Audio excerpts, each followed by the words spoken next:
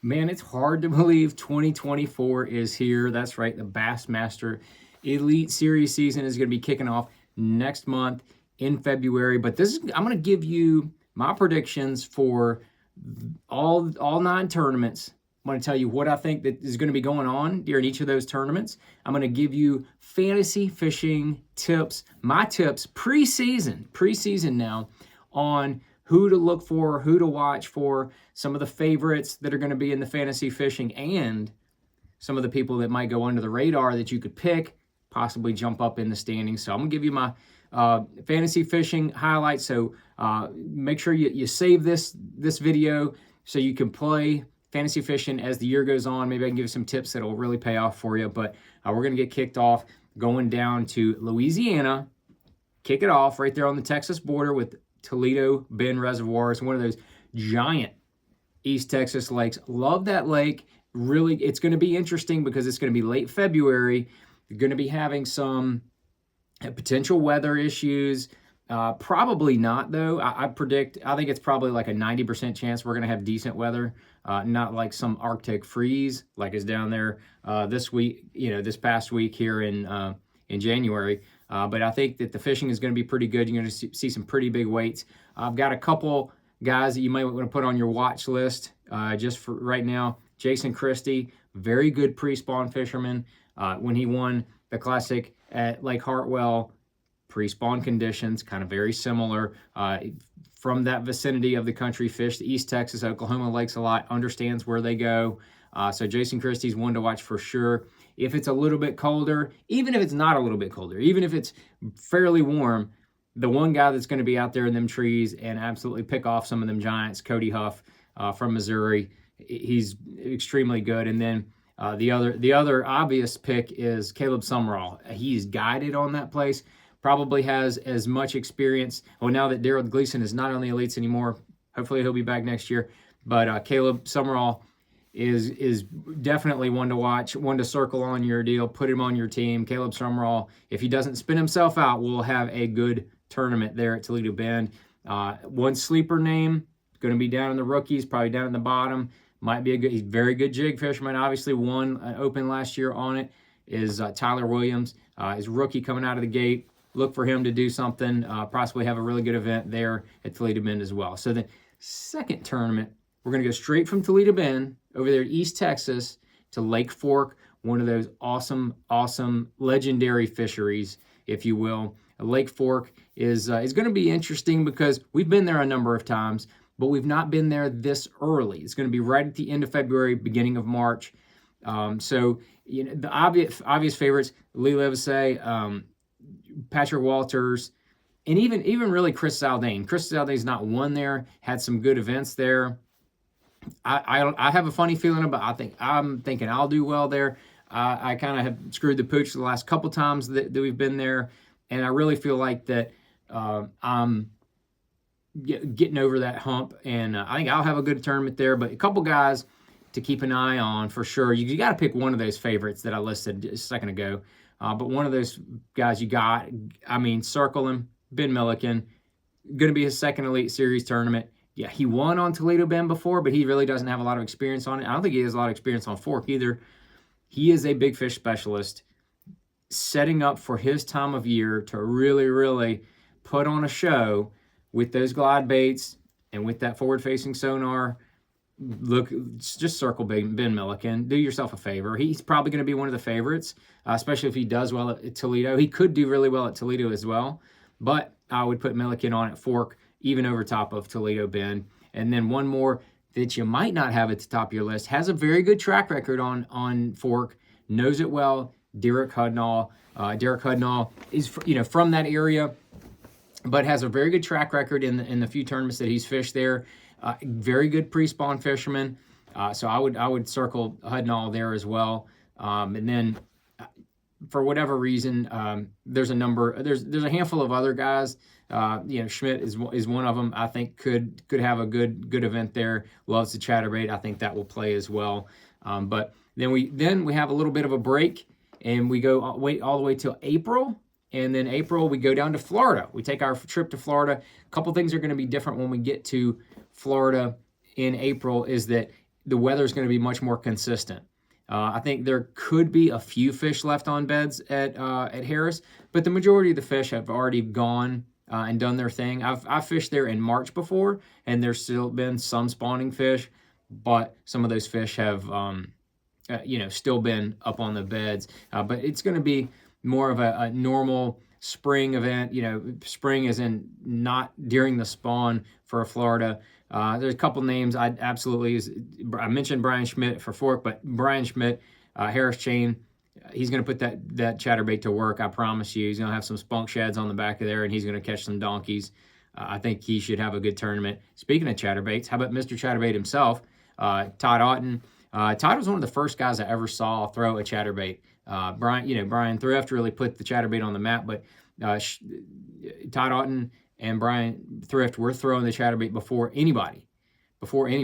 And then Schmidt, Thrift just had a couple of those really good tournaments that really kind of helped put it on the map early on.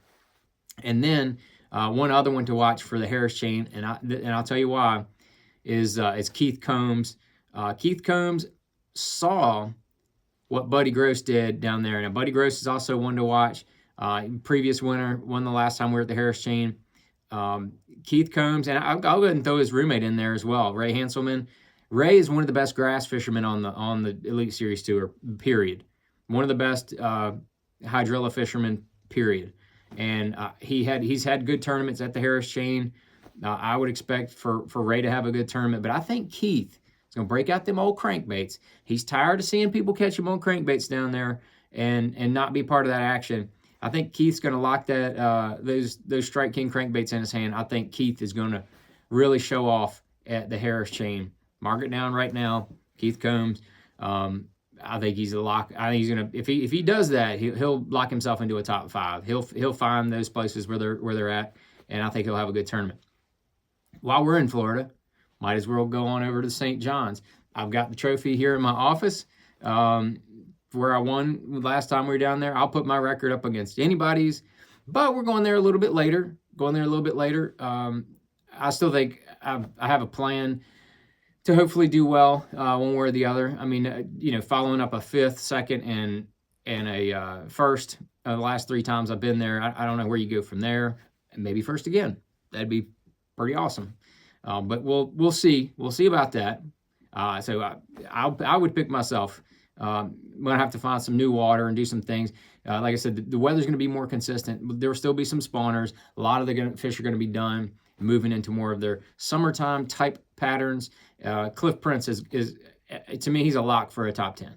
He has not had great events there the last couple because the conditions have been kind of funny. They've been it was a big transition going on the last time when we won there. And for guys that live there and know really where they should be living, it's really tough because you get to jumping around. You don't wait on those fish that are going to show up on those places because you know so many places. So Cliff Prince, definitely one of those ones to watch. Brian New, who's also won on the St. John's before, he is going to have a good event. I think for his run and gun approach that time of year, fishing shell bars, whatever that kind of stuff, I think he'll have a good event. So Brian New is definitely another one. And then John Cox had a good event last time we were there. Was knocking on the door behind me, but luckily I was able to shut it. He had a couple fish come off that last day, and luckily was able to take it home. But John Cox should do well at the St. John's River, and it's his name too, right? I'm John, he's John. We should both do well. That's what I think. And then one other name to watch for the St. John's, Drew Cook. Drew Cook, from that part of the country, understands those fisheries very well, knows what they do. He's a sneaky good tidal fisheries angler. That is one more to watch. So I'd say Drew Cook as well. Next, we're going from there into May, middle of May. We're going to Lake Murray, South Carolina. We've been there before. This is 3 weeks later than we were there this past time, but still a couple local guys that are absolutely going to do well. Jay Will's got a crazy good track record on Lake Murray. That's Jason Williamson, Jay Will. And then Brandon Cobb also had a top 10 last time we were there. Brandon Cobb, that type of fishery just fits him. Matt Robertson had a great tournament last time we were there as well. Matt could do well in any tournament. He's just one of those guys when he gets hot and gets on the right deal, he could do well. He could do well at his first two as well. But the other one to watch, Jake Whitaker, I think he had a top 10 last time we were there. If he didn't, he was really close. Jake is from that part of the country, fishes those herring lakes very well. And then one name you might want to throw in there, Mike Iaconelli. Mike Iaconelli, he's got the attention span that's this big. Sometimes I have mine's the same way, but Mike Iaconelli loves to run and gun, and I think he could do well at Lake Murray. He's been there a number of times. He's had a pretty good track record on the tournaments at Lake Murray, so I'd put Iaconelli on my team if he was available in the bucket that I'm looking at. And then have a little gap, middle of June, going to Alabama, Lake Wheeler on the Tennessee River. So yes, this is a Tennessee River lake. We haven't been to Wheeler in a number of years. It is on an upswing. Wheeler is on an upswing. There's been good grass growing shallow for a good little bit. And I would say that a couple guys that really jump out to me, Scott Canterbury. Scott Canterbury is a good Tennessee River fisherman. He's from that part of the country, lives near there. Brandon Lester, he won the last time we went to Pickwick that time of year. Brandon Lester, very good Tennessee River fisherman. And then one more to a good Tennessee River fisherman to look out for is Jacob Fouts. Fouts, he's got that big MBT screen up there staring at it. He's very good with the live scope. I think Fouts could be one to watch there as well. And then a couple of the local guys that I didn't mention that if they're available and you want to go against the grain, Joseph Webster, he's from Pickwick area, but I know he's got a lot of experience on Wheeler. I put Webster in there in a heartbeat. Will Davis Jr. fishes well anywhere in Alabama. I think Will could do well there as well. And then we got weird. It's weird. We got a week off, and then at the end of June, we're going to be at Smith Lake in Alabama. Now, Smith Lake, you might immediately think, oh, well, Will Davis again. Quite possibly. But wait, there's another guy that's from that part of the country. Jordan Lee is now in the Elite Series. Jordan Lee will probably be the most picked angler there. Him and Swindle. Swindle, grew up right there at Smith Lake. I think those two are a lock to do well, but they're also going to be in the obvious category. But Prosnick, Jacob Prosnick, one to watch there, very good. And then the other one that I would almost put money on, is Justin Hamner, buddy. If Hamner's available in that bucket come Smith Lake, I'm telling you, put Hamner on there. He'll come through for you. I think he's a lock for a top 10. He's seriously good when those fish are suspended with that live scope. And if you're looking for a couple guys, Keoya is probably going to be a top pick because we know his prowess with the old live scopers. But and then Paul Mueller is a very good. He does a lot of multi-species angling up in the Northeast. I think that's really going to help him for Smith Lake. He won at Lake Lanier a couple years back. I know that was pre-spawn. This is middle of summer, but Paul's very good with his electronics, 2D, 3D, live scope, whatever you want to call it. Mueller's pretty good with that. And then we go back up north for the last two events. Lake Champlain is going to be very similar to it was. It's another August event. Last year we had a curveball thrown. They called the old number 2 on us, and the water went up 3 feet. The couple weeks before we got there, so that really changed a lot of the shallow stuff. It changed some of the deep stuff. It really kind of threw us a curveball on what normally goes on at Lake Champlain. Some of the places that I normally catch them, I couldn't even hardly get bit. So it was really a little bit different. But there's a couple guys like, Cody Huff had a great event there before. Jay Shakurit had a really good event there before. They're going to be probably in the top picks. But there's a guy that not as many people will pick, a couple of them. Obviously, Keoya won there before, and so did Polinick. So they're going to be in the top picks. So if you want to go against the grain, not pick the top picks, look for Luke Palmer to do well there. Luke has got a crazy good track record for smallmouth. It's something that Oklahoma dude has for them smallmouth, and he's able to figure it out. Luke Palmer's one to watch. Ed Lochran has a really good track record on Champlain. He finished top 20 last time, top 10 the time before. Especially in August, that's when Ed's time. So I'm telling you, circle Ed Lochran on your fantasy fish and put him on your team. And then one more, if he's available, is Greg DePalma. Greg DePalma, also a Northeast angler, very good at Champlain. If they're biting that Carolina rig, I'm putting DePalma on my team if he's available as well in the buckets. But then we go to the last tournament of the year, St. Lawrence. We've been there so much. St. Lawrence River. It's been there so much. Let's just call it St. Larry. I mean, I think we should just drop the formal name now. Drop it. Just be done with the formal names. Let's call it what it is. It's our friend. It's your friend. It's my friend. St. Larry River. So the St. Larry River going out of Waddington this time, which is further up, which just means we're going to burn more gas as we run to the lake.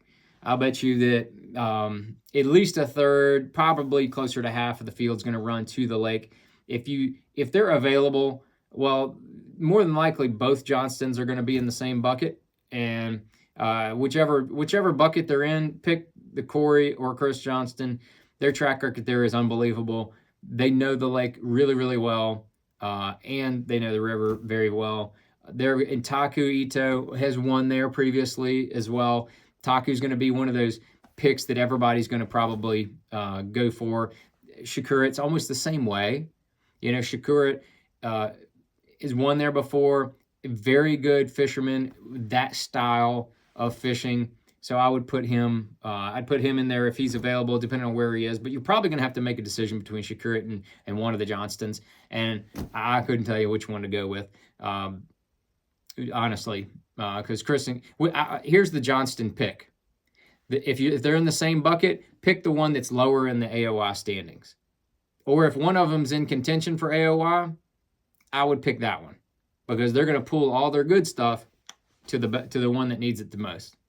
They work together. Just telling you, it's a little inside scoop there. That's what you're looking for. But there's another angler, a couple of anglers to keep an eye on in that last St. Larry tournament. And Austin Felix, very good deep water fisherman, knows that place well, not scared to make crazy long runs. That's probably one to take a look at, keep an eye on. A couple other guys to keep an eye on as well would be, I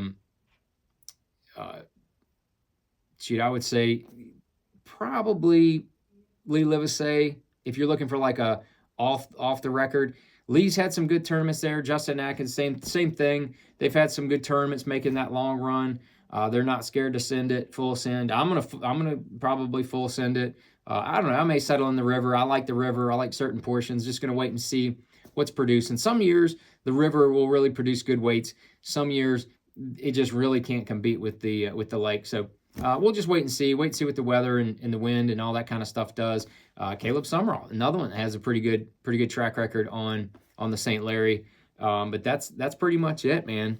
I can take my reading glasses off now and just talk about the whole year. It's gonna be a fun year. I didn't mention the Classic. I'm not in the Classic. If you want some picks for Grand Lake, obviously we're gonna go Jason Christie. I think he's gonna be one to watch. The Classic's a different tournament. You don't see a lot of rookies or first-timers win the Classic because it takes a little different strategy to win the Classic than it does any other Elite Series tournament. So I would say Milliken is probably going to fall in that category. He'll probably have a good first, second day. It's going to be hard to have that consistency, especially once you have all those boats following you. But then I've heard a couple people throw out a couple different names. Some of the live scope guys could do well at the Classic. Your Kioyas and that kind of Walters, those guys. Walters is another one. He knows how to win tournaments. He knows how to win big tournaments. I would definitely consider Christie, Walters in that Classic conversation title. Cody Huff, that'd be awesome if he could get it. He's had a good run at the end of last year to get into the Classic, so I would consider him as well. But you got some of these guys coming in from the Opens that Kyle Patrick, somebody he might fly under the radar and pull off something silly if there was a rookie to do it. Tyler Williams, kind of the same deal. These guys, they know how to win, and have confidence that they can win. And obviously, you know, guys like Kioya, same kind of deal. Polinick is one of those guys, you can't ever count him out of a big tournament. I know he's really, really hungry for a classic title. So I maybe put Brandon in that category as well. But I'll be there as a fan. I'll be watching, and hopefully I'll get to see some of you guys watching this video at the Classic. I'll be at the Missile Baits booth and bouncing around between Spro and some of the other places. So that's my fantasy fishing. If anybody has any things that you think I missed something, give me the tournament and the angler or anglers to watch. If you know something, you think you know more than I do, you think you know a little something else, or you have a hunch, have a little intuition, drop it down there. I'd love to hear about it, and we can kind of have more fun discussions on who you think is going to do well in each tournament. So I appreciate everybody watching, and make sure you're subscribed down there at the bottom, or follow, whatever you want to do. Thanks.